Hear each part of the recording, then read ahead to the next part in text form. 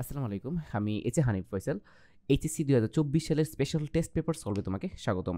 আমরা এইচএসসি ২০২৪ সালে test paper সলভে MCQ solve দিব ৪০টি, অর্থাৎ সারা বাংলাদেশ হতে সিলেক্টিভ ৪০টি কলেজের টেস্ট পেপার অর্থাৎ টেস্ট পরীক্ষার এমসিকিউ সলভ, এবং আমরা প্রত্যেকটা অধ্যায় হতে সিলেক্টিভ সিকিউ সলভ নিয়ে আলোচনা করব।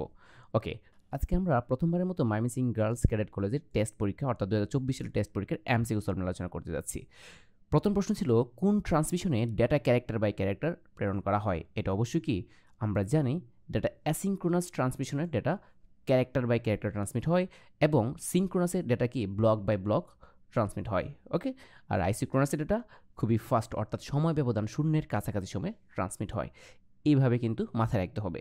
ওকে, তারপর দেখো নিচের চিত্রটি লক্ষ্য করে এবং ২ ও ৩ নং প্রশ্নের উত্তর দাও। চিত্রটি খুবই ইজি, এটা একটা লজিক সার্কিট। এখানে দেখো এটা একটা not gate, so this is a not.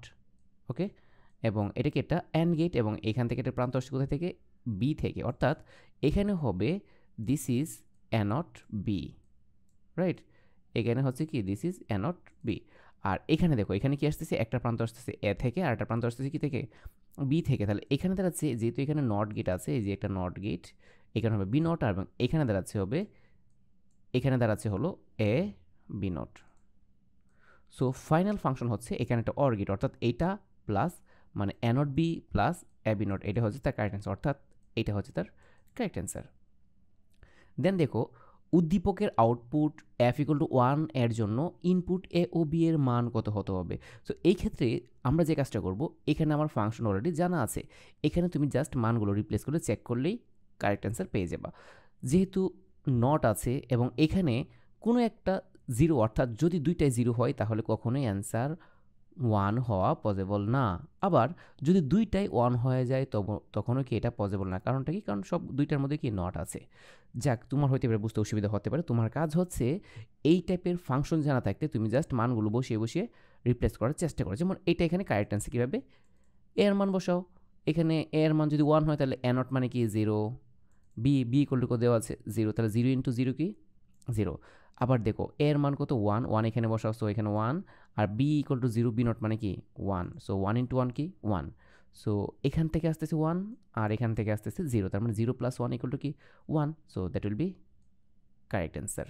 ওকে, দেখো কম্পিউটার থেকে প্রিন্টারের ডেটা স্থানান্তরিত হয় কোন পদ্ধতিতে? অবশ্যই কম্পিউটার থেকে প্রিন্টারে যেতে হবে ভয়েস ব্যান্ডে। তো এই ক্ষেত্রে খুব ঠান্ডা মাথায় broadband, voice band, narrow band কোন জায়গায় কীভাবে ডেটা ট্রান্সমিট হয় এটা অবশ্যই আমাদের যত্ন সহকারে দেখা উচিত। টেলিভিশনের রিমোট কন্ট্রোলে কোনটি ব্যবহৃত হয়? অবশ্যই ইনফ্রারেড।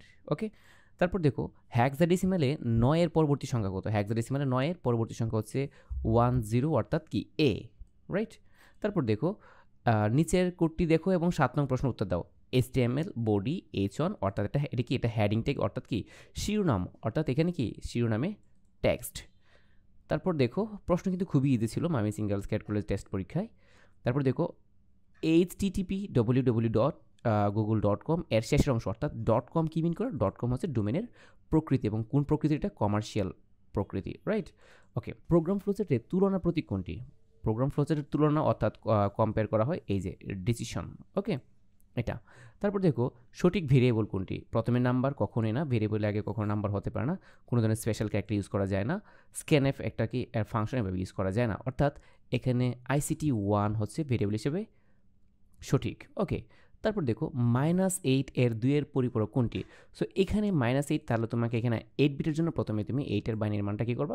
8 বিটের জন্য এটার বাইনারি মান হচ্ছে 1 2 4 8, অর্থাৎ এটা তারপরে হবে কি 0 0 0 8 0, অর্থাৎ 4টা। এই হলো 8 বিটের জাস্ট 8 এর বাইনারি মান।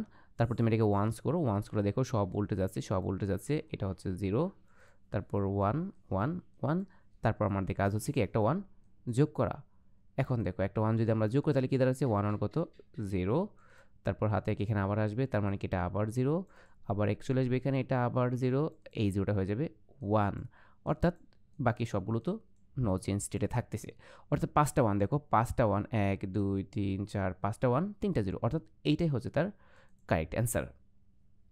তারপর দেখো 0 এবং 1 এর উপর কোন ভাষা নির্ভরশীল? অবশ্যই মেশিন ভাষা হচ্ছে 0 এবং 1 এর উপর নির্ভরশীল।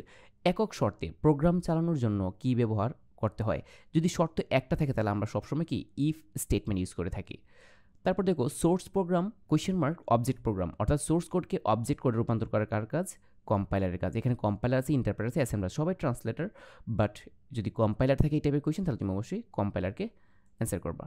তারপর দেখো কম্পিউটার সরাসরি কোন ভাষা বুঝতে পারে? অবশ্যই মেশিন ভাষায় কম্পিউটার সরাসরি বুঝতে পারে। কারণটা কি? কারণ হচ্ছে কম্পিউটার বুঝে 0 1, মেশিন ভাষা হচ্ছে কি 0 1 দিয়ে। সি ভাষার ফাংশন কোনটি? হচ্ছে কি প্রিন্টএফ হচ্ছে তার আউটপুট ফাংশন।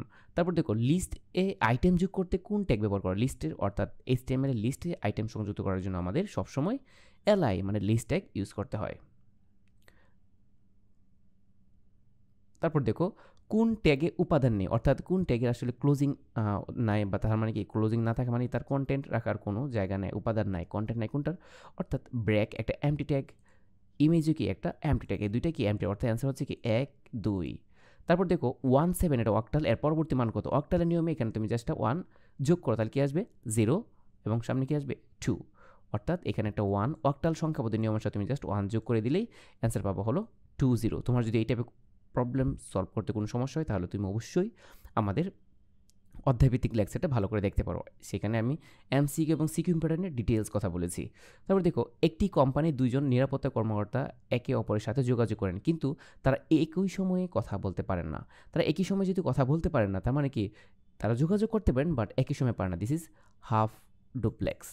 ওকে, আর যদি শুধুমাত্র একমুখী হয় তাহলে সিমপ্লেক্স, আর যদি একই সময়ে ডেটা আদান প্রদান করতে পারে তাহলে হবে ফুল ডুপ্লেক্স অর্থাৎ মোবাইল।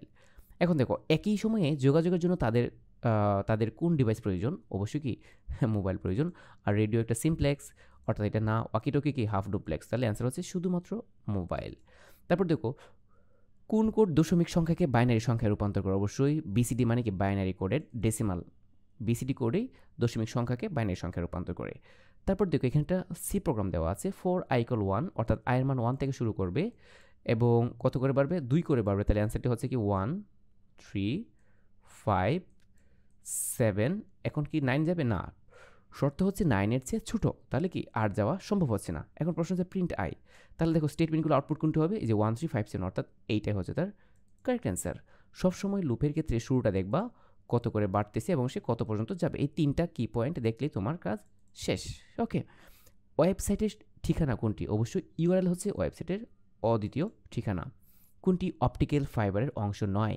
কোর, ক্ল্যাডিং, জ্যাকেট সবই থাকে কিন্তু কপার তার বৈশিষ্ট্য নয়। এই ছিল ময়মনসিংহ গার্লস ক্যাডেটের 2024 সালের টেস্ট পরীক্ষার এমসিকিউ সলভ। সো দেখা হচ্ছে নেক্সট কোনো সলভ ক্লাসে। সে পর্যন্ত ভালো থাকো, সুস্থ থাকো, আল্লাহ হাফেজ।